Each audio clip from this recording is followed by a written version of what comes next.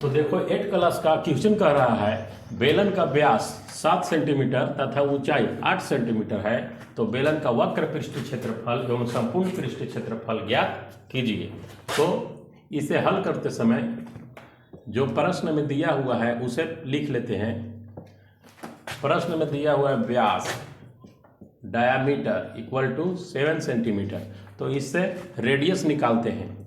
Radius यानी कि त्रिज्या का वैल्यू हो जाएगा व्यास बाई 2 यानी कि 7/2 सेंटीमीटर। और यहाँ पर बेलन यानी कि सिलेंडर की ऊंचाई दी हुई है, सिलेंडर की ऊंचाई दिया हुआ है हाइट 8 सेंटीमीटर। तो इसका डायग्राम से समझिए, यह आपका बेलन है,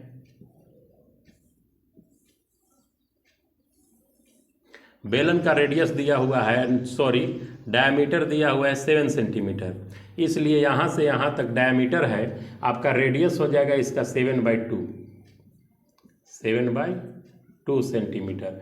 और हाइट दिया हुआ है टोटल 8 सेंटीमीटर, इसका हाइट हो 8 सेंटीमीटर। और इसका हमें CSA और TSA निकालना है। CSA यानी कि कर्व सरफेस एरिया, वक्र पृष्ठीय क्षेत्रफल। बेलन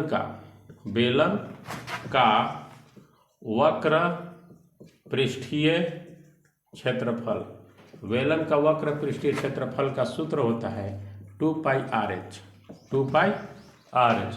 2 का 2, पाई का मान होता है 22/7, और R जो आपका रेडियस है 7/2, H हाइट 8 सेंटीमीटर, 2 से 2 कट जाएगा और 7 से 7 कट जाएगा, बच जाएगा 22 × 8।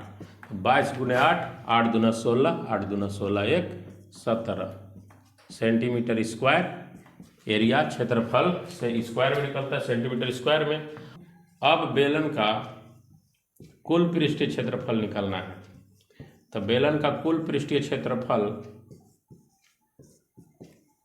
इसके लिए फार्मूला होता है, सूत्र होता है 2πr into r plus h या h प्लस r। तो 2 के 2, पाई के मान होता है 22/7, r जो आपको निकाला हुआ है 7/2, r 7/2 इंटू h का हाइट का मान है 8। अब यहाँ से 2 से 2 कट गया और 7 से 7 कैंसिल हो जाएगा, बचेगा यहाँ पर 22 बचेगा। और यहाँ पर हो जाएगा 7/2 प्लस 8/1, और इसको भिन्न के जोड़ बनाने के बाद 2 और 1 का LCM 2 होगा। 2 से 2 को डिवाइड करोगे 1, 7 एकम 7, और 2 से 1 से 2 और 8 को मल्टीप्लाई करोगे 16। यहाँ पर 22 × 16 और 7 जोड़ दीजिएगा, आ जाएगा 23/2। अब इसको से कट जाएगा 11 बार में, तो बचेगा 11 × 23, यानी कि 11 × 33, 11 दूना 22, 22 और 3